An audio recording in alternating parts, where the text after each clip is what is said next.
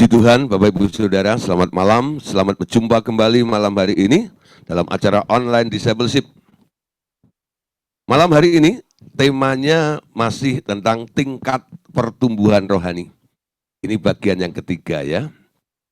Jadi kita ingat pertama, kita awalnya sejak terima Tuhan Yesus disebut baby Christian atau bayi rohani. Lalu bertumbuh menjadi dewasa rohani. Nah, tandanya orang dewasa rohani, intuisinya hidup. Bisa dengar Tuhan. Bisa dengar Tuhan. Nah, semalam sudah kita bahas, apa saja yang bisa dilakukan oleh intuisi itu. Banyak hal keuntungan yang bisa kita peroleh ketika intuisi kita itu mulai hidup. Ya, kenapa? Karena Tuhan mau banyak bicara, melakukan banyak perkara, bukan melalui pikiran kita. Tapi melalui intuisi, karena dia ada di dalam hatimu, dari dalam hati itulah mengalir, ada aliran-aliran, ya. Jadi Tuhan itu seperti mata air di dalam hatimu. Nah, nanti banyak keran-keran kalau diputer gitu loh, itu memancarkan aliran-aliran untuk kebutuhan-kebutuhan di dalam kehidupan kita ini. Amin. Nah, Bapak Saudara, malam hari ini kita akan melanjutkan pelajaran kita, ya. Nah, setelah kita mendengar suara Tuhan, intuisi kita ini mulai hidup, tanda kedewasaan kerohanian kita. Kita mulai belajar berjalan dipimpin oleh Roh, ya. Berjalan dipimpin oleh Roh. Nah, ini penting nih. Berjalan dipimpin oleh Roh. Nah, Saudara, intuisi menyebabkan seseorang mampu berjalan dalam pimpinan Roh Kudus tiap hari. Ya. Jadi orang yang intuisinya belum hidup, mereka nggak akan bisa berjalan dan dipimpin oleh Roh Kudus. Ya, karena apa? Nggak pernah mendapat dorongan, nggak pernah mendapat instruksi dari Roh Kudus. Karena apa? Intuisinya nggak menangkap sesuatu. Nah, kenapa saudara? Kita harus hidup dipimpin oleh Roh.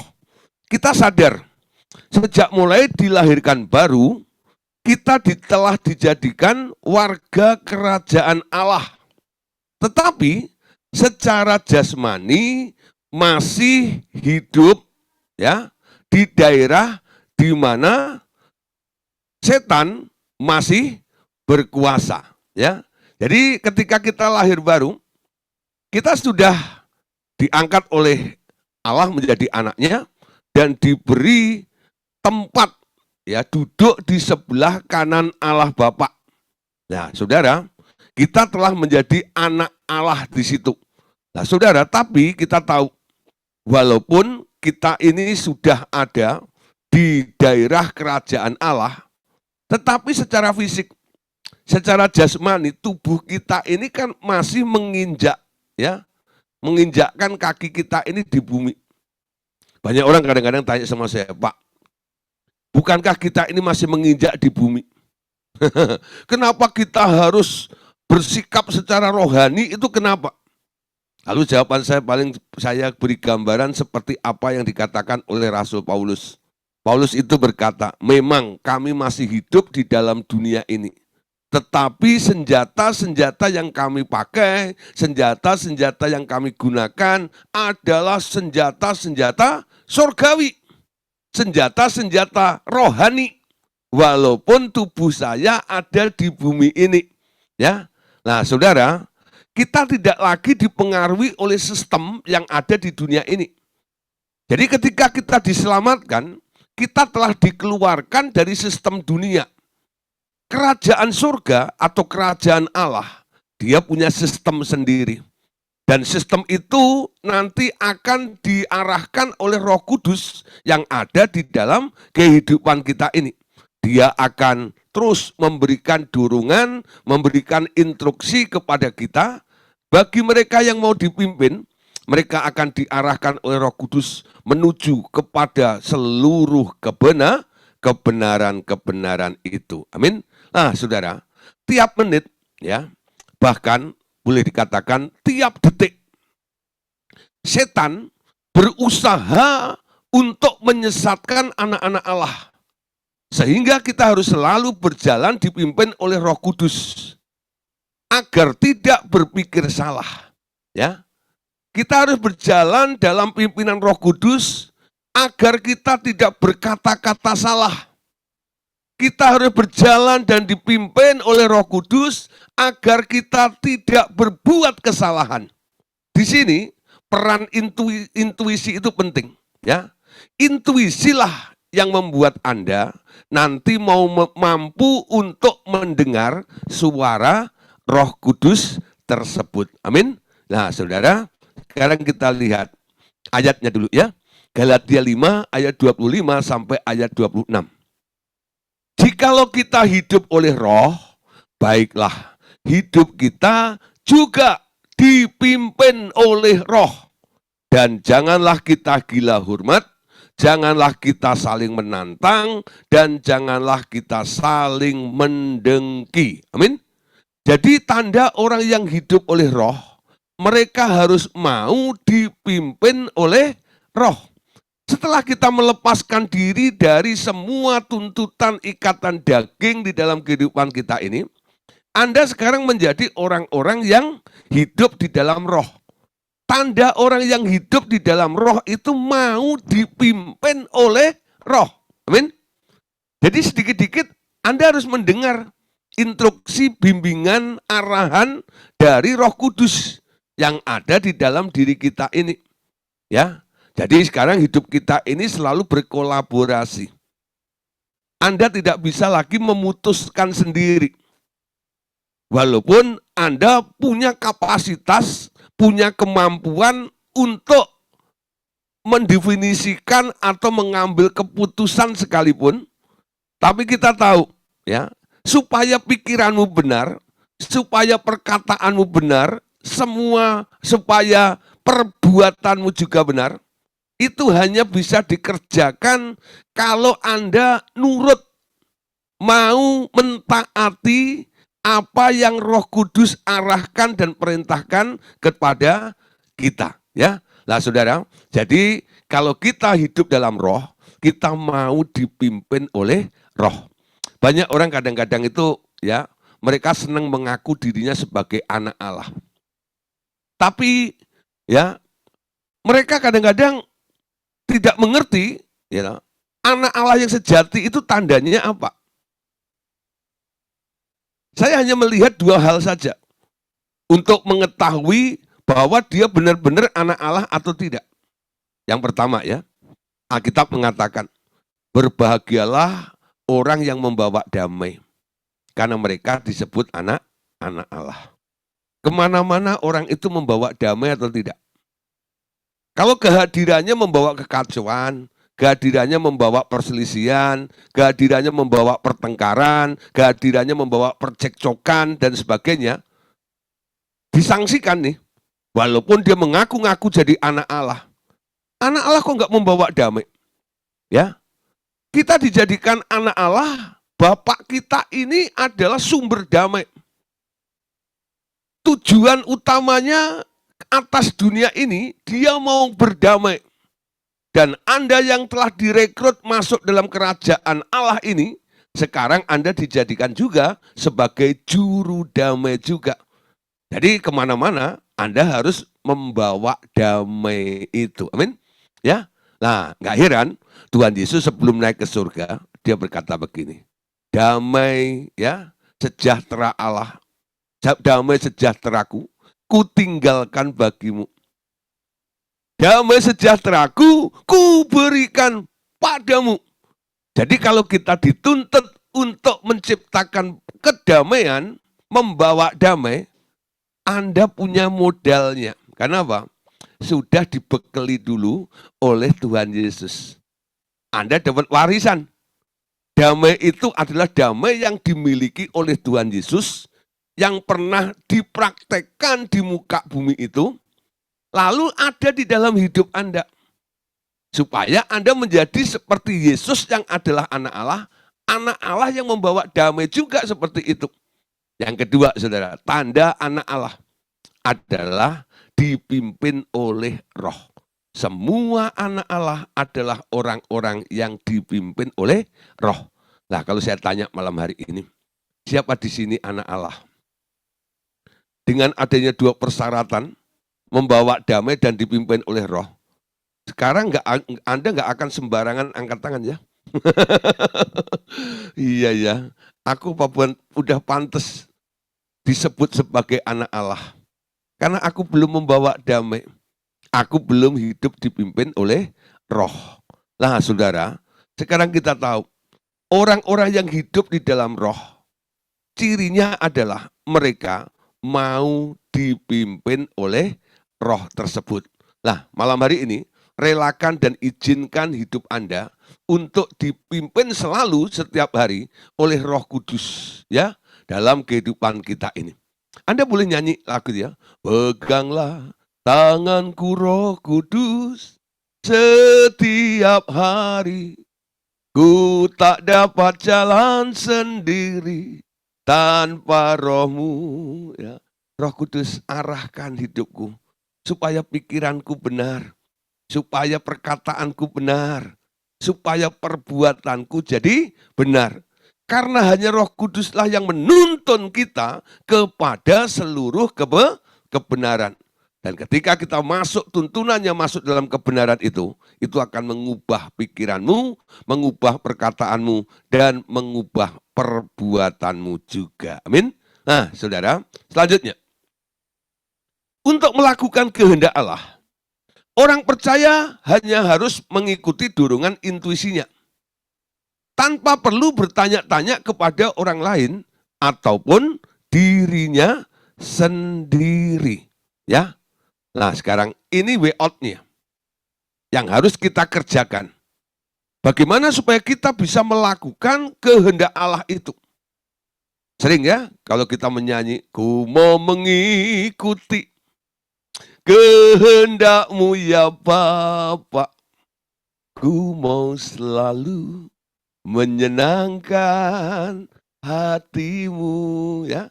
Semua orang punya harapan, punya keinginan, punya tujuan, mau mengikuti kehendak Allah dalam hidupnya, mau melakukan kehendak Allah di dalam kehidupannya. Tapi bagaimana supaya kita bisa melakukan kehendak Allah itu? Nah saudara, karena Anda merasa terbatas kadang-kadang, nggak mengerti bagaimana cara melakukannya, yang sering dilakukan oleh orang-orang Kristen adalah mereka selalu cari hamba-hamba Tuhan dalam tanda kutip, ya, selalu tanya, kehendak Allah buat saya apa ya? Siapa yang pernah tanya begitu ke hamba Tuhan? Pak Pendeta, Pak Penginjil, Pak Guru, ya, Kakak Rohani, ya, Bapak Rohani, mungkin sebutannya apa saja, ya. Nah, selalu Anda tanya, tolong beritahu apa kehendak Allah dalam hidup saya ini. Nah, saudara, sekarang kita harus mengubah, ya, cara kita untuk mengetahui kehendak Allah itu. Ternyata malam hari ini kita diajar satu hal, untuk melakukan kehendak Allah, orang percaya hanya harus mengikuti dorongan intuisinya. Ya, pasti ada suara di sini. Mulai ikutin saja, mengalir, ya, mengikutin. Dorongan itu nanti semakin kuat, semakin besar dan semakin banyak, ya. Awalnya mungkin suara Tuhan dalam hidup Anda yang keluar Anda tangkap dengan intuisi Anda. Awal-awalnya mungkin hanya seperti warning aja ya. Jangan. Boleh, itu ya. Tidak. Setuju. Mungkin hanya itu dulu ya. Nah, kiri, kanan, berhenti, berjalan. Nah, instruksinya mungkin awalnya simpel seperti itu. Nah, itu mengikuti ritme Anda. Banyak orang hanya tinggal di daerah baik dan jahat aja pikirannya itu. Jadi pertanyaannya kepada Allah itu hanya perkara, Tuhan, Boleh atau enggak ya? Karena pertanyaan dari diri Anda itu ya kepada Tuhan itu hanya hal boleh atau tidak. Makanya intuisi Anda hanya menangkap suara Tuhan yang bunyinya boleh atau tidak saja. Amin? Ya. Tapi nanti Saudara, kalau Anda mulai menanyakan tentang isinya hati Allah, bukan tentang perkara kehidupan Anda sendiri, tapi pengen mengenal Allah lebih dalam, nanti Allah akan menuang isi hatinya kepada Anda. Ya. Dan nanti suara isi hatimu atau intuisimu akan berbeda. Tidak hanya petunjuk-petunjuk simpel seperti itu. Lebih ke arah tujuan apa yang Allah mau lakukan melalui kehidupan Anda. Yaitu kehendaknya yang harus terjadi di dalam hidup Anda. Amin? Jadi mulainya dari mana? Mungkin yang Anda dengar cuman yes or no. Ya, iya atau tidak. Boleh atau tidak. Seperti itu tak? Kenapa? Karena lingkungan Anda ya, itu lingkup Anda itu cuman masalah kebutuhan Anda, tujuan Anda, lalu Anda minta restu kepada Tuhan supaya tidak salah. Makanya Anda tanya, Tuhan boleh atau tidak? Itu jodoh saya atau bukan? Ya, Tuhan izinkan saya bekerja di sini atau tidak? Ya, itu kan masalah kebutuhan-kebutuhan Anda ya. Nah, makanya intuisi Anda hanya bunyinya boleh atau tidak. Tapi ketika Anda lebih dalam lagi mau mengenal Allah, Tuhan, nyatakan isi hatimu, nyatakan kehendakmu, apa yang ingin engkau lakukan melalui hidupku ini apa? Aku persembahkan Tuhan hidupku ini, pakai aku menjadi kemuliaan-Mu Tuhan. Melalui hidupku itu akan terpancar Tuhan. Apa yang ingin engkau lakukan di muka bumi ini, sehingga nama-Mu dipermuliakan. Ketika Anda mulai bertanya seperti itu, nanti kehendak Tuhan mulai dinyatakan. Intuisimu akan mendengar lebih banyak lagi tentang tujuan-tujuan dan hal-hal yang seperti itu. Nah, saudara, berhenti nanya kehendak Allah kepada orang lain. Juga kepada dirimu sendiri. Ya, nanyanya langsung kepada Dia yang punya kehendak. Amin. Umpama ya, ada orang pengen tahu kehendak saya. Nanyanya ke Pak Simon. Ya, yang nanya umpama Bu Sumarni, ya. Bu Sumarni nanya ke Pak Simon, apa sih sebenarnya kehendaknya Pak Gideon tuh? Pak Simon kira-kira ngerti nggak? Enggak, betul nggak ya? Nah, bagaimana supaya Bu Sumarni ini tahu apa yang sedang pengen saya lakukan, apa yang pengen saya kerjakan? Bu Sumarni harus nanya langsung kepada saya, Pak Gideon, mau makan apa? Empek-empek. Oh, haucek itu. Boleh itu gitu. Oh, saya tahu tempatnya Pak Gideon. Pak Gideon tinggal order saja gitu ya. Dijamin rasanya haucek. Gitu enggak ya? Nanya dong, betul nggak? Nanya sama yang bersangkutan. Mengerti kehendak Allah sama. Anda tanya direct langsung dengan Allah itu sendiri. Amin. Bapa, kehendakmu apa? Roh Kudus, ya enggak? Kehendakmu apa? Tuhan Yesus, kehendakmu apa? Simpel ya. Banyak orang kadang-kadang bingung mencari kehendak Allah sampai puasa 40 hari 40 malam, ya. Apa yang terjadi? Kurus kering kerentang. Itu diet ya. Nah, sudah doa 40 hari 40 malam pun dia belum mendapat suara Tuhan, ya. Dulu saya mau tahu kehendak Tuhan aja, Saudara. Saya butuh waktu hampir 5 bulan. Betul, ya. Dimana ketika saya sepertinya ada di dalam persimpangan untuk mengambil keputusan antara terus menggembalakan di Solo atau pergi, ya. Saya tiap bulan ambil waktu 3 hari pergi ke Ungaran, ke Bukit Doa Ungaran. Saya tanya sama Tuhan, Tuhan, apa kehendakmu? Tapi belum bisa fokus seperti apa yang saya ajarkan hari ini. Kenapa? Karena masih banyak pertimbangan-pertimbangan yang muncul di dalam pikiran saya. Ya, kalau di Surabaya umpama gitu ya, ada siapa ya? Nanti yang bisa menampung saya, yang bisa menolong saya, dan memberikan pelayanan kepada saya. Kalau saya pindah ke Jakarta, nanti ada siapa ya? Nah, jadi di samping saya tanya Tuhan tentang kehendaknya harus pergi kemana dan apa yang harus saya lakukan, pikiran saya masih ruwet. Gak heran, setiap bulan saya ambil 3 hari, 3 malam doa puasa. Ya, sampai satu kali, ya bulan kelima. Saya ambil lagi 3 hari, 3 malam puasa di sana. Tuhan bilang, ya pada saya, Tuhan bilang gini, kamu itu gembala apa? Gembala sapi aja nggak kayak begitu. Tuhan bicara jelas. Saya akhirnya tahu. Terus apa Tuhan yang lakukan? Lalu Tuhan ingatkan saya, kamu tahu Abraham? Iya, aku keluarkan, aku suruh. Suruh kemana? Gak ada tujuannya. Betul nggak? Pokoknya dikeluarkan saja. Kemana? Dipimpin aja sama Tuhan.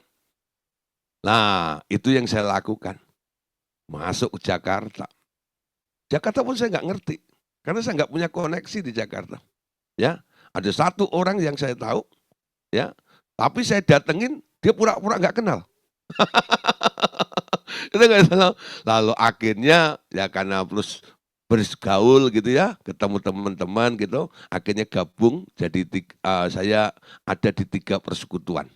Ada Padang Gembala, ada Kidung Agung di Cinere, ya Padang Gembala itu dulu di atasnya Jakarta Theater. Lalu yang satu Revival Total Ministry. Wah, ya.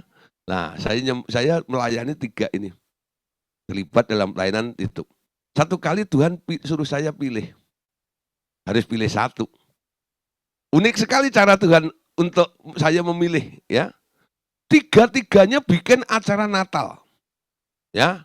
Bulan Desember bikin acara Natal dan 3-tiganya minta saya jadi pembawa acaranya.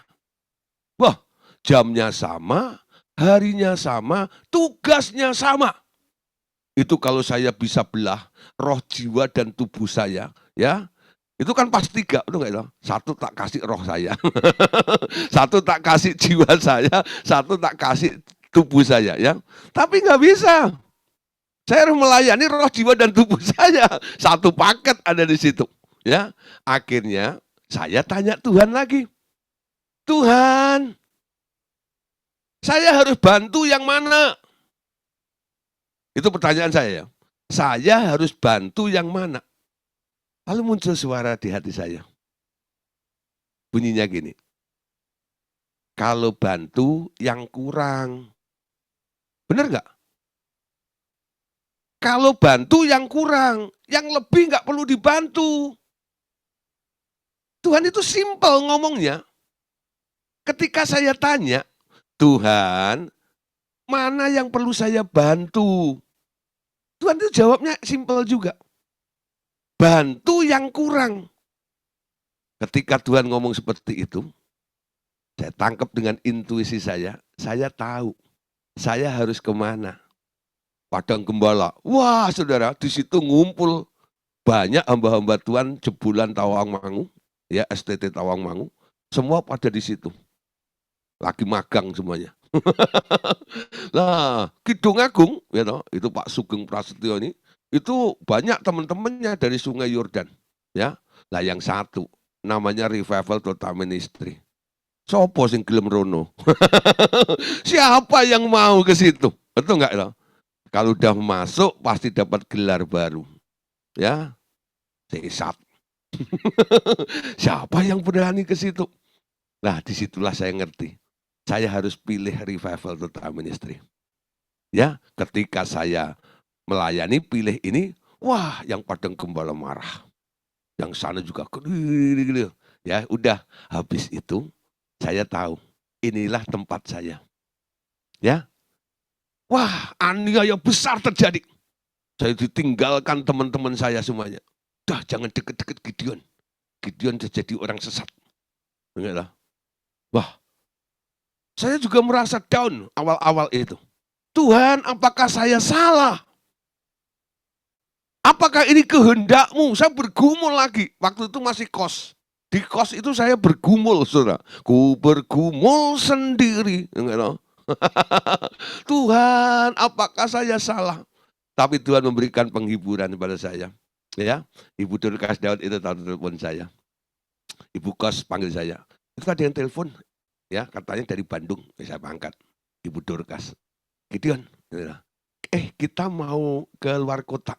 Waktu itu kalau ke Palembang atau ke Bangka, ya, mau ke Bangka. Kamu bisa ikut nggak? Wah, saudara ya. Lalu mulai saat itu saya selalu diajak, ya. Jadi tim bareng kemana-mana sama Pak Andreas, sama Bu Dorcas, sama Pak Daud, kadang-kadang Pak Erwin dan Pak Abraham, ya. Nah, kadang-kadang berenam, kadang-kadang berempat. Ya sudah, saya mulai diajak keliling. Nah itu menghibur saya bisa pergi ke beberapa kota di daerah gini ya, diajak oleh Pak Andreas itu. Ya saudara, terus saya akhirnya tahu, saya dipanggil Tuhan di tempat ini. Itu terjadinya 94. Ya, 94. Nah, sampai hari ini. Hitung sendiri berapa tahun. Ya, saya ada nggak di dalam kehendak Allah? Ini contoh suara isi hati atau intuisi Anda ini. Amin. Nah, jangan tanya orang lain. Tanya langsung sama Tuhan. Tuhan nanti pasti menjawabnya. Pak, kok bisa Tuhan menjawab itu? Kenapa? Nah, di sini, saudara, ya. Di dalam setiap kita ini sebenarnya sudah ada urapan yang ada padanya akan mengajarkan segala sesuatu yang perlu. Ya, urapan ini tak akan membiarkannya membuat keputusan-keputusan sendiri. Urapan itu membuat intuisi Anda berfungsi dan mengembangkan kesanggupannya untuk menangkap hal-hal dari alam roh. Amin. Nah, saudara, di dalam diri kita ini ada urapan, namanya urapan pengajaran. Itu ada di 1 Yohanes pasal 2 ayat yang ke-27. Mari kita baca sama-sama. Sebab di dalam diri kamu tetap ada pengurapan yang telah kamu terima dari Dia. Karena itu kamu tidak perlu diajar oleh orang lain. Tetapi sebagaimana pengurapannya mengajar kamu tentang segala sesuatu. Dan pengajarannya itu benar, bukan dusta. Dan sebagaimana ia dahulu telah mengajar kamu, demikianlah hendaknya kamu tetap tinggal di dalam Dia. Saudara, ayat ini jangan disalahartikan. Gara-gara orang ketemu ayat ini, lalu nggak mau ikut pemuridan. Ada, saudara. Ya, Pak, ayatnya tadi kan, kamu tidak perlu diajar. Nanti Roh Kudus sendiri yang akan mengajar kamu. Jadi ada orang-orang yang kebablasan. Ya, pemuridan ini penting. Ya, hubungan antara senior dengan junior di sini ini penting juga. Ya, melatih, memberikan keteladanan dan sebagainya. Nah, ini adanya di dalam sistem pemuridan ini. Ya, ada hubungan antara guru dengan murid dan sebagainya. Nah, saudara, ada beberapa orang kadang-kadang dia merasa pokoknya saya dengan roh aja langsung, gitu gak? Gak perlu arahan, gak perlu gini-gini dan sebagainya. Konteksnya beda, saudara. Ya, di mana kalau Anda mau menemukan kehendak Allah seperti yang saya alami tadi itu, ketika itu harus mengambil keputusan secara pribadi seperti itu, saya harus berurusan pribadi dengan Dia. Ya, tapi kalau kita belajar bersama seperti di discipleship seperti ini, ya, di sini Anda akan banyak mengetahui ya contoh-contoh pengalaman daripada orang-orang yang pernah berjalan di dalam roh dulu. Sehingga Anda boleh mengikuti, Anda boleh meneladaninya. Amin. Jadi ayat ini jangan terus Anda dipakai sebagai alasan untuk Anda keluar dari kelas pemuridan nantinya. Nah, saudara, pengurapannya itu benar, tidak dusta. Karena apa? Karena dikendalikan langsung oleh Roh Kudus. Nah, di sini bagaimana Roh Kudus akan dapat memimpin orang percaya mengetahui seluruh kebenaran dan memberitahu hal-hal yang akan datang. Itu dilakukan oleh Roh Kudus dengan intuisi di dalam hati orang percaya. Yohanes 16 ayat yang ke-13. Tetapi apabila ia datang, yaitu Roh kebenaran, ia akan memimpin kamu ke dalam seluruh kebenaran. Sebab ia tidak akan berkata-kata dari dirinya sendiri, tetapi segala sesuatu yang didengarnya itulah yang akan dikatakannya, dan ia akan memberitakan kepadamu hal-hal yang akan datang. Amin. Saudara, jadi dipimpin oleh Roh, hidup dipimpin oleh Roh, dan nanti dampaknya, akibatnya seperti apa yang telah kami jelaskan di situ. Nah, saudara, banyak orang suka hidup di dalam Roh, mulai mengkais-kais perkara-perkara Roh, menyembah di dalam Roh dan sebagainya. Lalu mulai ada manifestasi di dalam Roh juga ya. Biasanya kalau udah main Roh gitu, wah nanti manifestasinya seperti itu. Nah, hal-hal seperti itu sering disebut, wah urapannya luar biasa ya. Urapannya kencang sekali. Urapannya dahsyat sekali. Memang Roh Kudus akan memberikan pengurapan. Seperti urapan dasar dalam setiap orang tadi, ada urapan pengajaran, ada juga urapan-urapan yang lain. Ada urapan kesembuhan, ada urapan mujizat, ya, ada urapan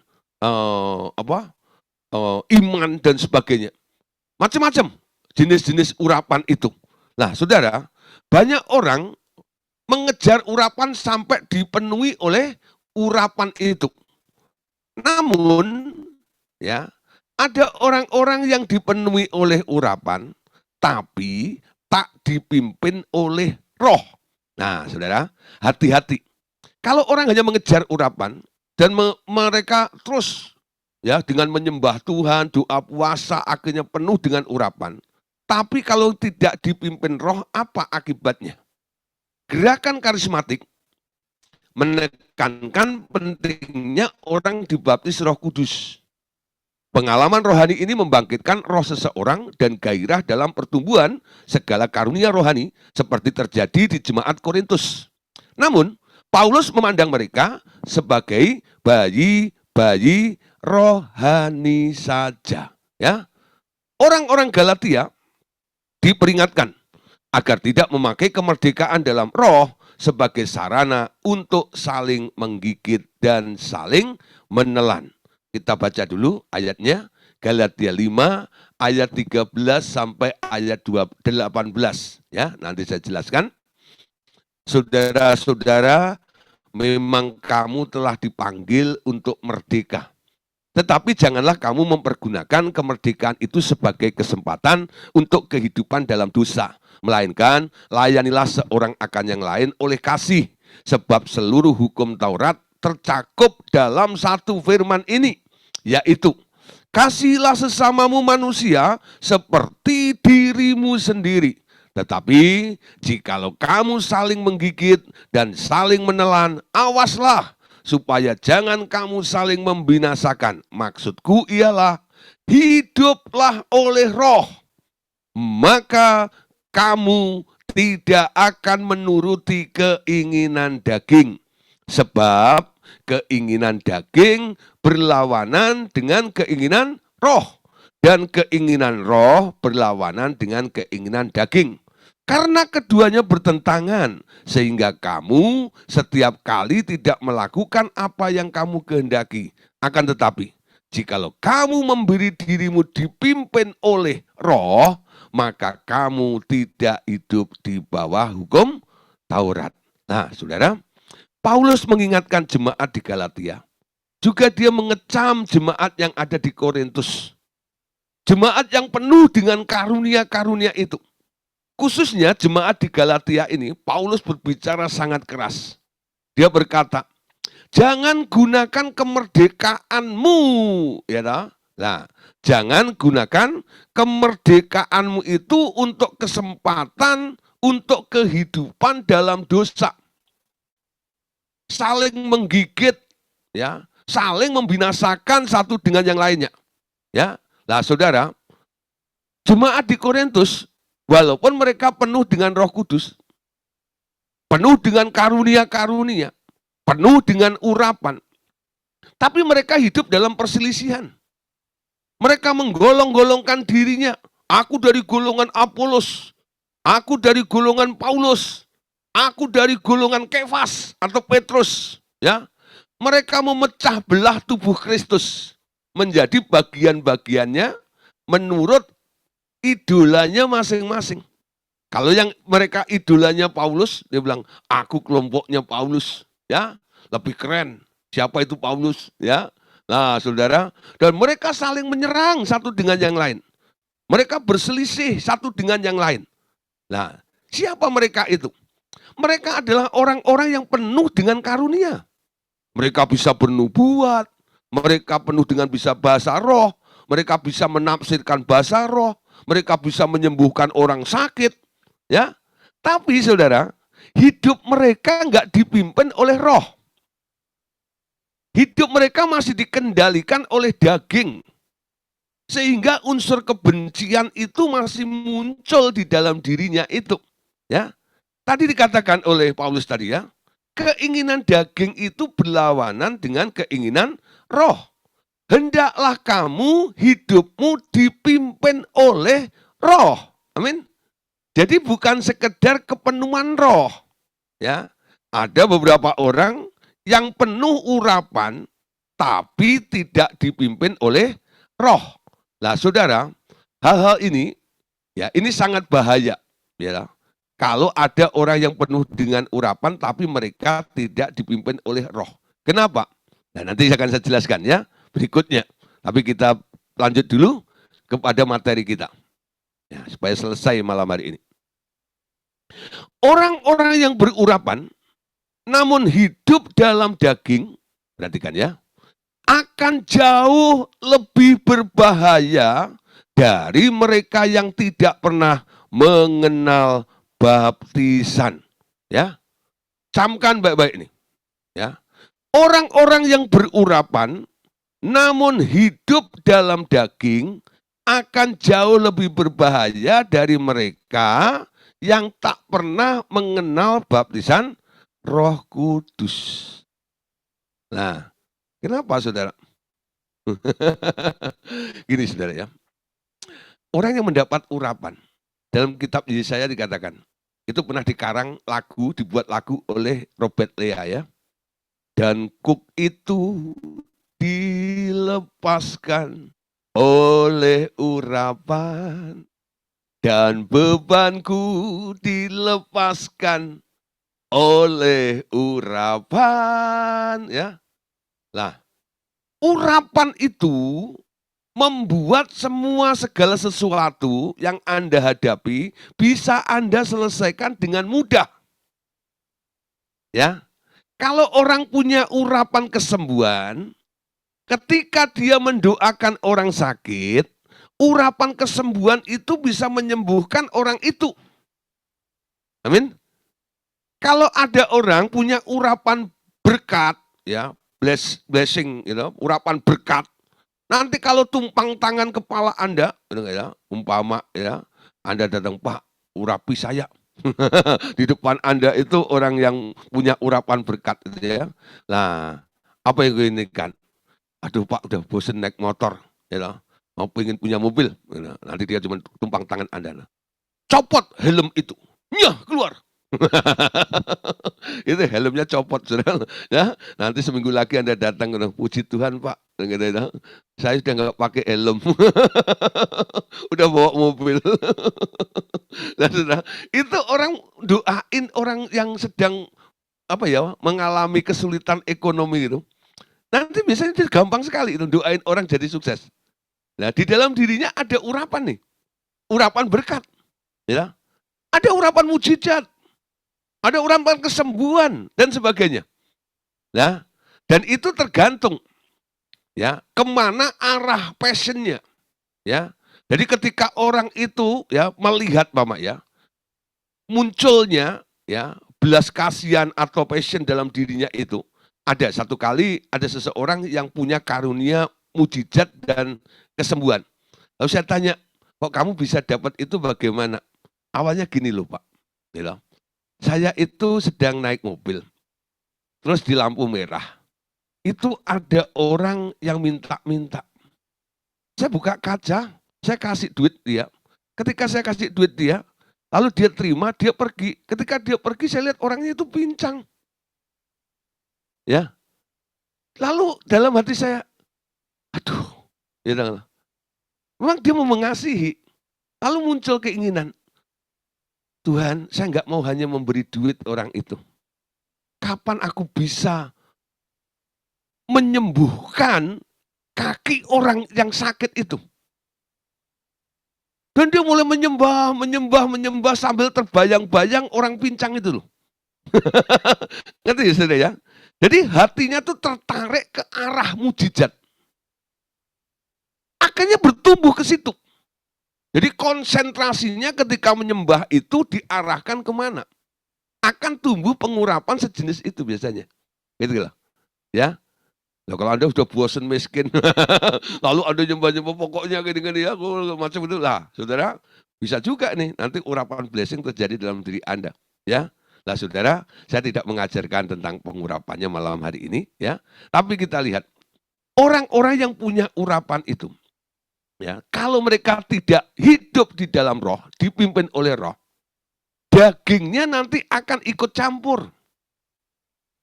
Urapan itu akan digunakan untuk keinginan daging nantinya. Dan itu bahaya. Ya, sangat bahaya. Kenapa saudara?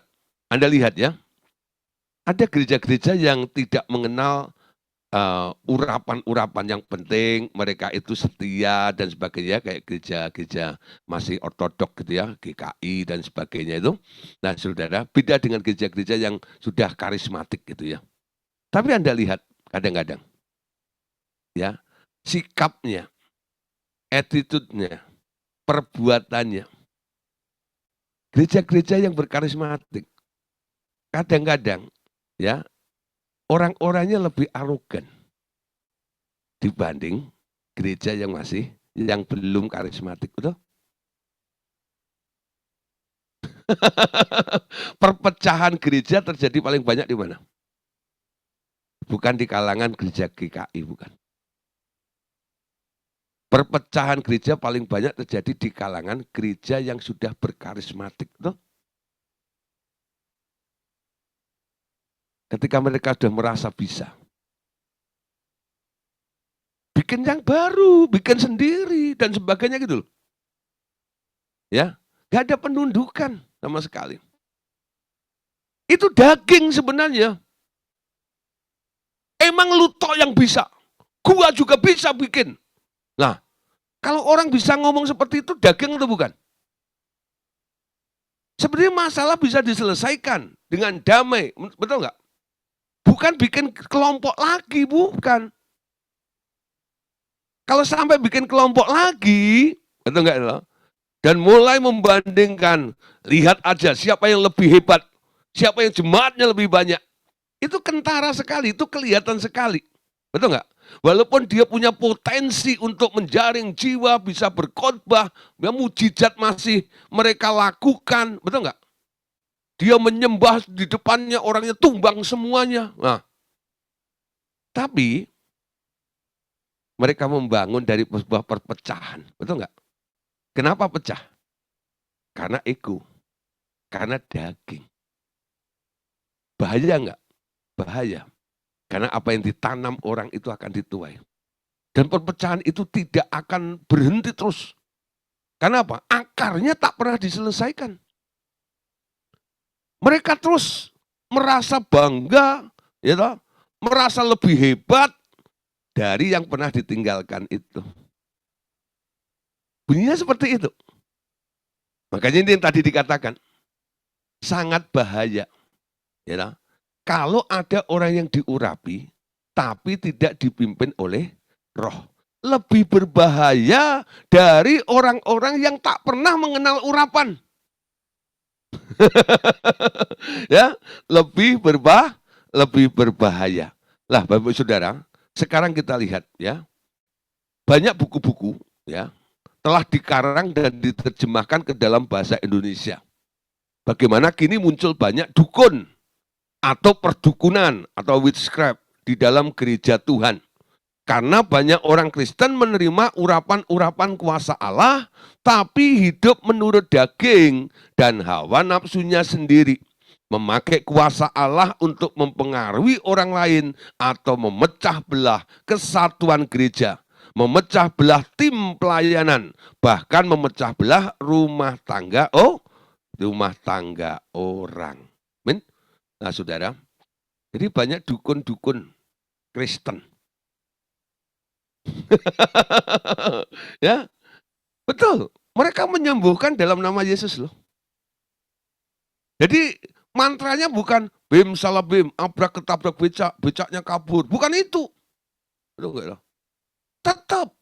Oh ya ralawa sakanayata korinakan ya ralamu. Dalam nama Tuhan Yesus, jadilah sembuh. Wah. Tapi ketika menyembuhkan orang sakit itu, dia tanya Tuhan enggak? Siapa yang pengen orang itu sembuh? Ketika dia ngotot-ngotot seperti itu, dibangun atas dasar apa? Aku mau orang itu sembuh. Aku mau. Nah, aku mau itu apa? Daging. Bukan Tuhan mau. Ngerti saudara? Aku mau. Kalau Anda tengkeng hari itu belum sembuh, Anda rela doa puasa. Supaya terjadi mujizat. Aku mau. Nah, saudara, ini bahaya. Ya. Jadi perdukunan, ya, witchcraft itu memaksakan kehendak kita untuk orang lain berubah. Ya. Jadi witchcraft ini memaksakan kehendak diri kita, ya enggak, kepada orang lain. Kemarin sudah kita belajar ya, bagaimana cara berdoa. Doa enggak boleh ditujukan kepada orangnya langsung. Kita harus minta kepada Bapa dalam nama Tuhan Yesus. Itu untuk menjaga supaya kehendakmu ya tidak muncul. Anda minta kepada Bapak. Kalau Bapak merestui, Bapak mengizinkannya dalam nama Tuhan Yesus. Dan banyak orang itu arogan sekali ya. Perintah-perintah malaikat contoh. Ya. Kadang-kadang kalau berdoa nih, mau pergi ya, kemana gitu. Ya mau pergi ke Bandung kemana. Dalam nama Tuhan Yesus, aku perintahkan ya malaikat-malaikat surgawi 1000 di kap mobil saya. Ya nah, 100 di setiap ban. Enggak ada. Wow, dia ya. Oh, dia mulai ngatur siklusnya malaikat itu. Ya. Nanti pasukan malaikat membuka akses jalannya sehingga saya tidak kena macet. Siapa yang pernah doa begitu? Dulu saya begitu. Dulu saya begitu. Nah, kenapa? Diajarin sama Pak Andreas dulu begitu. Sebelum direvisi. Ya. Tapi setelah direvisi, sekarang kita tahu. Walaupun malaikat itu derajatnya lebih rendah dari anak Allah. Kita orang percaya. Kita nggak boleh berlaku kasar seperti itu dengan malaikat. Kita harus minta izin kepada siapa yang punya malaikat itu. Malaikat itu punyanya Bapak. Minta Bapak surgawi. Ya, izinkan. Ya, Satu malaikat aja. Gak usah rakus untuk mengawal kami dalam perjalanan ini. Ya, nah, semuanya melalui Bapak. Mintalah kepada Bapak dalam namaku. Nggak boleh ditujukan langsung. Kalau ditujukan langsung, ya, itu namanya witchcraft namanya. Ya, mengubah seseorang atas keinginan dirimu. Itu namanya tidak dipimpin oleh roh, tapi dipimpin oleh daging. Nah, saudara, hari-hari ini, ya, kita tahu, kita nggak mengadakan malam pengurapan ilahi lagi seperti dulu ya. Yang zaman-zaman rumah doa segala bangsa, ingat ya, dulu setiap hari Kamis ya, ada acara malam pengurapan ilahi. Ya, semua datang untuk diurapi. Wow, nanti revival worship service 2 minggu sekali. Wah, itu ya, kita obral urapan. Siapa mau diurapin? Siapa mau diurapin? Wah, saudara ya, ratusan orang di depan kita itu tumbang kayak dendeng semuanya gitu ya. Nah, ada yang lompat-lompat, ada yang wow macam-macam gitu ya. Dari jam 6 sore sampai jam setengah 11 malam ya. Kita acara ya. Wah, saudara.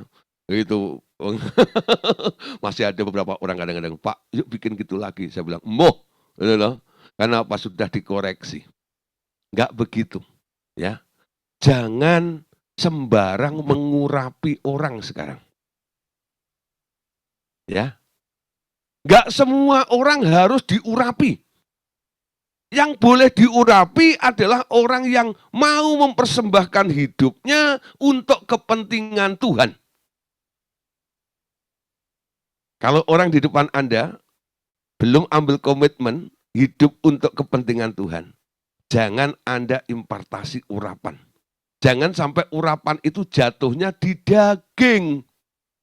Kalau urapan itu jatuhnya di daging, namanya dendeng. Ya, tahu dendeng? Gepuk nyonya ong, rendang. Nah, itu urapan jatuh di daging. Nah, dendeng, ya, gepuk nyonya ong, rendang, itu kan hauja, enak, atau enggak itu? Nah, itu daging-daging yang diurapi. Wah, enak, banyak disukai orang. Ketika kami dulu suka obral urapan seperti itu, banyak yang panggil-panggil, Pak Gideon, yuk doa bareng yuk. Nah, impartasi urapan dong, gini. Wah, saudara, banyak orang suka. Kenapa? Mereka melihat atau merasakan, ini dendeng yang diurapi enak nih, bisa dimanfaatkan seperti ini dan seperti itu. Ya, jadi sekarang prinsipnya ya diurapi untuk sebuah tujuan. Ya, tujuannya apa? Kita dipanggil, kita dipilih, kita dibenarkan, kita dikuduskan, kita dimuliakan, dan kita dijadikan serupa gambar Yesus Kristus menjadi suatu umat milik Allah sendiri untuk memberitakan perbuatan-perbuatan besar dari Dia, bukan untuk memuaskan keinginan daging kita terus-menerus. Amin. Jadi tujuan Allah memilih, tujuan Allah memanggil, tujuan Allah membenarkan, tujuan Allah menguduskan dan memuliakan kita, dan kita diubah menjadi serupa dengan Tuhan Yesus Kristus. Dia mau ya supaya kita ini dimiliki oleh Allah. Dan ketika kita dimiliki oleh Allah, Dia punya target. Semua orang yang dimiliki, yang telah dipilih, dipanggil, dibenarkan, dan dikuduskan ini, punya tugas untuk memberitakan perbuatan-perbuatan besar yang datangnya dari Dia. Bukan perbuatan-perbuatan besar yang datangnya dari ide daging atau diri manusia itu. Ya, nah di sini daging harus dimatikan di kayu salib. Amin. Nah, daging harus dimatikan di kayu salib. Apa itu artinya? Keinginanmu harus dipotong dengan keinginan Allah. Kehendakmu harus dipotong dengan kehendak Allah. Ketika semakin kuat keinginanmu, walaupun itu bentuknya rohani, tanpa persetujuan Tuhan, Anda harus berhenti dari keinginan itu. Dipotong dengan kehendak Allah. Amin. Jadi enggak semua yang rohani itu benar. Kalau datangnya dari diri Anda, sumbernya dari daging. Daging itu perseteruan dengan Allah, enggak pernah cocok dengan Allah. Walaupun dibungkus dengan istilah rohani sekalipun. Amin. Jadi sekarang kita tahu ya, kebenaran itu dimulai dari sumbernya. Sumbernya dari diri Anda atau dari Allah itu sendiri. Ya, oke. Roma 8, 29-30. Ini ayat terkenal ya. Sebab semua orang yang dipilihnya dari semula, mereka juga ditentukannya dari semula untuk menjadi serupa dengan gambaran anaknya. Supaya ia, anaknya itu menjadi yang sulung di antara banyak saudara. Mereka yang ditentukannya dari semula, mereka itu juga dipanggilnya. Mereka yang dipanggilnya, mereka itu juga yang dibenarkannya. Mereka yang dibenarkannya, mereka itu jugalah yang dimuliakannya. Amin. Ya. Nah, terus Titus pasal 2 ayat 14. Yang telah menyerahkan dirinya bagi kita untuk membebaskan kita dari segala kejahatan, untuk menguduskan bagi dirinya suatu umat miliknya sendiri yang rajin berbuat baik. Jadi ketika Anda dipilih, dikuduskan, ya, tujuannya apa? Supaya Anda menjadi miliknya dia. Lalu Anda boleh rajin berbuat baik. Apa sih Bu, saudara? Arti daripada berbuat baik itu apa? Pak, kalau nggak nyolong itu kan baik. Oh, bukan hanya itu, saudara. Ya, persoalannya bukan nggak nyolong. Bagi-bagi sembako. Itu baik. Baik menurut siapa dulu? Ada orang ya, dia rajin ya, bagi-bagi sembako. Satu kali dia kecewa. Jadi tipu. Ternyata orang-orang itu pura-pura miskin. Padahal dia lebih kaya dari saya. Ada nih, saudara. Sampai dia akhirnya menarik diri. Dia nggak mau lagi segala macam. Lalu tanya saya, Pak, kok bisa gitu ya? Ada orang seperti ini. Ya, kenapa saya bodoh sekali sampai tertipu seperti itu? Lalu saya bilang, ketika kamu melakukannya, kamu nanya Tuhan nggak? Itu idenya siapa? Ya ide kami, Pak. Minta restu Tuhan nggak? Enggak. Tapi kan kami tidak nyolong, Pak. Bagi-bagi. Betul. Ya. Berbuat baik menurut versinya Allah itu, gambarannya seperti ini. Kain dan Habil. Amin. Kain dan Habil itu mempersembahkan korban. Yang satu diterima, yang satu tidak. Tidak diindahkan. Ya.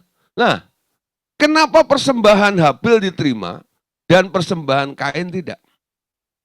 Walaupun semua ditujukan kepada Tuhan. Apa yang dilakukan Kain? Nah, banyak orang disesatkan nih oleh cerita guru sekolah minggu, ya.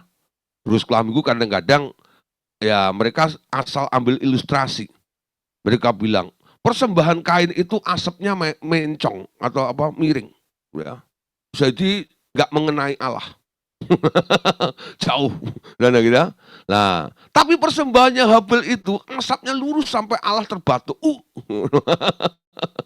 Ada yang begitu, ya.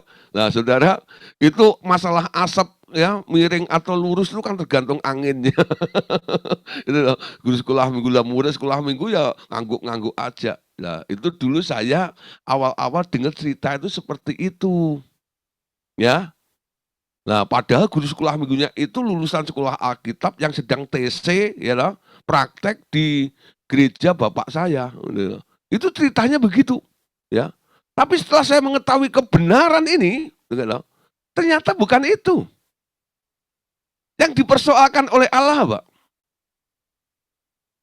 Kain mempersembahkan hasil buminya.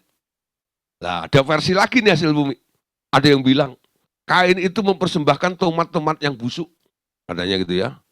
Singkong yang banyak uletnya. Nah gitu ya.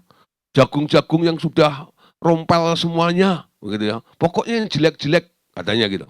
Nah, saudara, apakah seperti itu? Ya enggak. Kain mempersembahkan yang terbaik loh. Dia cari kalau buah-buah matang di pohon gitu ya, yang baik-baik. Gitu kan. Dipersembahkan kepada Tuhan.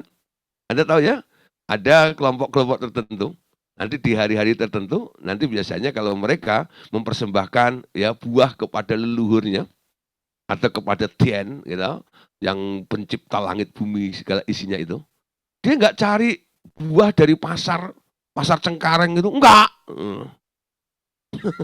Carinya di mana? Duta buah, gitu ya. Oh ya, buah-buah pilihan yang harganya lebih mahal. Ada nggak ya? Kalau ditanya, wah, buat Tuhan. Ya, nah, saudara, saya percaya Kain juga bersikap seperti itu.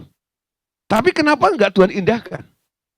Nah, ternyata kriteria atau syarat orang datang pada Tuhan itu, kalau orang datang pada Tuhan itu harus membawa darah. Ketika Habel membawa domba, dipotong, darah tercurah di situ, betul? Sehingga persembahan Habel itu berkenan karena ada unsur darahnya. Sedangkan Kain, walaupun itu yang terbaik dari hasil buminya, tapi nggak ada darahnya. Makanya tidak diindahkan atau ditolak. Nah, saudara, contoh itu sebenarnya sudah dilakukan oleh Allah sendiri. Ketika menebus Adam, ya, yang jatuh dalam dosa. Untuk memberikan kulit binatang itu, Allah kan harus memotong binatang ya. Sebenarnya bukan persoalan kulitnya. Ada darah itu. Dan itu sebenarnya sebuah nubuatan yang nantinya akan mengacu kepada darah Tuhan Yesus.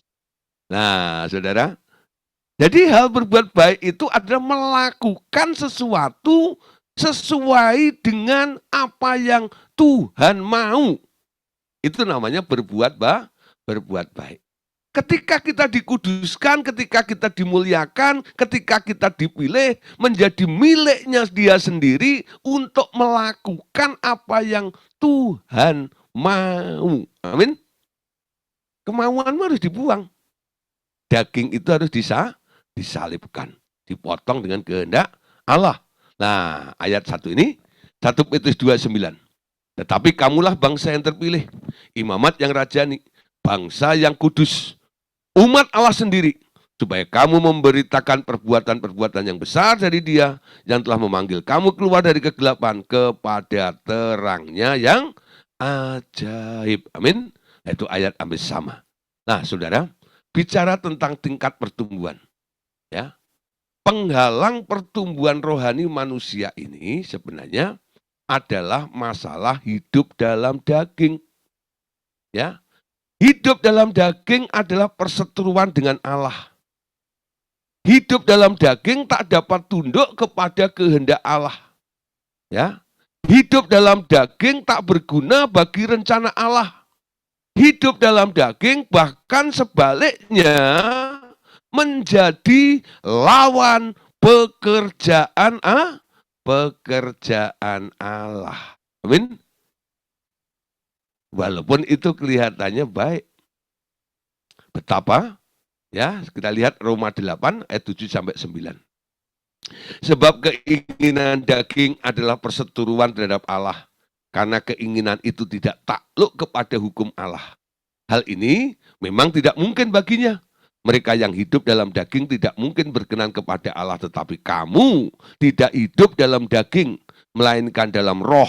Jika memang roh Allah tinggal di dalam kamu, tetapi jika orang tidak memiliki roh Kristus, ia bukan milik Kristus. Ya, nah, saudara, betapa banyak orang Kristen yang hanya mau diselamatkan dari hukuman kekal. Ya, banyak orang Kristen yang mau menerima berkat-berkat rohani dan jasmani saja. Bahkan banyak orang Kristen yang mau menerima urapan-urapan Roh Kudus untuk memperoleh kepuasan diri sendiri. Ya, karena dengan memperoleh urapan-urapan itu, mereka dapat menyembuhkan orang sakit, mereka dapat mengusir setan-setan, ya. Tapi ya, tak mau bertumbuh dalam mendengar suara Tuhan agar dapat dipimpin oleh Roh Kudus. Ya. Jadi banyak orang itu tujuannya mulia. Mau terbebas, mau diselamatkan, mau menerima berkat, mau menerima urapan. Tapi kalau diajak bertumbuh, lah baru tar ya. Kenapa? Karena kalau Anda mau bertumbuh di sini, ya harus meninggalkan keinginan daging. Ada orang diselamatkan tanpa meninggalkan daging banyak. Mereka mendapat pengurapan masih dalam kehidupan daging, masih banyak. Tapi orang yang mau bertumbuh, mereka harus rela melepaskan keinginan daging itu. Tanpa melepaskan keinginan daging, Anda tak bisa bertumbuh. Amin. Arahnya beda. Daging itu membuat Anda makin lama makin ambles. Tapi kehendak Allah membuat Anda akan semakin naik. Arahnya beda. Kalau tidak meninggalkan keinginan daging, tarik ulur. Ya, tarik ulur kayak yoyo gitu loh ya. Jadi Kristen yoyo itu sebenarnya Kristen daging. Ya. Nah, masalah hidup dalam daging ini adalah hal yang paling serius dalam hidup orang Kristen ya. Karena mereka yang telah menerima keselamatan di dalam Tuhan Yesus akan mudah nantinya disesatkan setan sampai kehilangan keselamatannya lagi. Bahkan dapat diperalat setan menjadi musuh gereja Tuhan yang benar sambil berkedok menjadi gereja Kristen yang mengembang dengan pesat. Ya, mengembang dengan pesat. Nah, saudara, jangan silau, jangan kagum karena pertumbuhan jumlah daripada jemaat sebuah gereja. Tapi apakah gereja itu membawa jemaatnya kepada pertumbuhan atau tidak? Jangan-jangan itu hanya kedok saja, tapi di situ masih ada permainan daging. Mari saudara kita tumbuh ya dalam tingkatan pertumbuhan. Pertama, mulai ini saudara ya, mengalami pertumbuhan dalam tingkat pengertian ya, dalam tingkat pengertian. Nah, Filipi 3 15-16. Ini Paulus menganjurkan untuk bertumbuh ya. Karena itu marilah kita yang sempurna berpikir demikian, dan jikalau lain pikiranmu tentang salah satu hal itu akan dinyatakan Allah juga kepadamu. Tetapi baiklah tingkat pengertian yang telah kita capai, kita lanjutkan menurut jalan yang telah kita tempuh. Hari ini kita dasari ini tingkat pengertiannya. Lepaskan, buang, salibkan daging itu, lalu mulai dipimpin oleh Roh.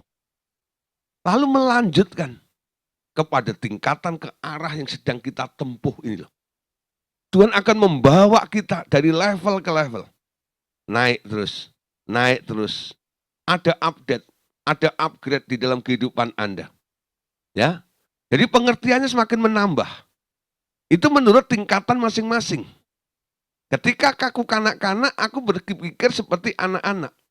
Ya, ketika aku dewasa, aku meninggalkan sifat kanak-kanak, berpikir tidak seperti anak-anak lagi, tapi berpikir secara dewasa. Ya, nah saudara, sekarang pertumbuhan ini harus dikerjakan di dalam kehidupan kita ini ya. Nah, pengajaran tentang keselamatan ternyata tidak lengkap bila tidak sampai menjadikan orang percaya yang mampu berjalan dipimpin Roh Kudus. Itu sebabnya tercipta orang-orang Kristen yang selalu kalah dalam hidup rohaninya. Akhirnya mereka menjadi bekas Kristen, lalu keluar dari gereja untuk mencari keyakinan lain dan memusuhi gereja Tuhan Yesus. Setiap pertobat baru perlu disadarkan bahwa mereka harus terus bertumbuh sampai menjadi dewasa, yakni mampu mendengar suara Roh Kudus yang selanjutnya akan menyertainya sampai menjadi manifestasi ya Yesus di dunia ini. Ya, jadi pertumbuhan Anda jangan pernah berhenti sampai Anda ya, memanifestasikan Yesus sepenuhnya di dalam kehidupan Anda di dunia ini. Ya. Nah, ini dikerjakan oleh Roh Kudus yang menyertai, ya. Nah, Saudara, Kolose 2 ayat 1 sampai 3. Karena aku mau supaya kamu tahu betapa beratnya perjuangan yang kulakukan untuk kamu dan untuk mereka yang di Laodikia dan untuk semuanya yang belum mengenal aku pribadi, supaya hati mereka terhibur dan mereka bersatu dalam kasih sehingga mereka memperoleh segala kekayaan dan keyakinan, pengertian dan mengenal rahasia Allah, yaitu Kristus, sebab di dalam Dialah tersembunyi segala harta, hikmat dan pengetahuan. Arah pertumbuhan Anda akan mengubah Anda menjadi seperti Kristus, ya, menemukan hikmat, menemukan pengetahuan yang tersembunyi di dalam Kristus itu. Nah, Saudara, untuk penutup ini warningnya, ya. Ingat, memberikan pengurapan kuasa Roh Kudus kepada orang-orang Kristen baru yang belum menyangkal dagingnya adalah perbuatan yang bahaya. Sekali lagi ya, memberikan pengurapan kuasa Roh Kudus kepada orang-orang Kristen baru yang belum menyangkal dagingnya adalah perbuatan bahaya. Ya, kenapa? Karena nanti akan dipakai urapan itu untuk kepentingan si dagingnya. Dan biasanya kalau daging itu sudah terlanjur diurapi, orang yang kedagingan itu sulit untuk berubah. Kenapa? Ya dia merasa nggak perlu berubah, yang penting sakti. Ya, dengan begini saya juga bisa doain orang dan sebagainya gitu, ya. Perubahan penting, ya. Nah, Saudara, malam hari ini kita sudah menyelesaikan tentang tingkat dari pertumbuhan rohani. Kita berjumpa lagi hari Senin nanti dengan tema yang baru, yaitu 2 buah salib. Ya, apa itu 2 buah salib? Pengen tahu?